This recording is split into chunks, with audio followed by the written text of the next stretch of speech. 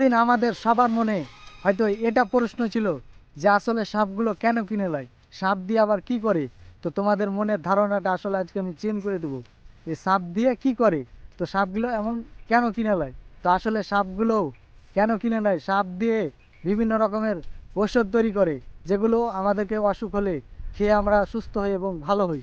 সেগুলো পুরো তথ্য তুলে ধরেছি। এই ভিডিওটি যদি প্রথম দেখে থাকো তাহলে শেয়ার করে অন্যজনকে দেখার সুযোগ করে দিও। আর এই ভিডিওটা শুরু থেকে শেষ পর্যন্ত দেখে যাবে, তাহলে সব কিছু বুঝতে পারবেন আসলে সাপ দিয়ে কি তৈরি করে। তো চলো আমরা ভিডিওটি দেখে আসছি।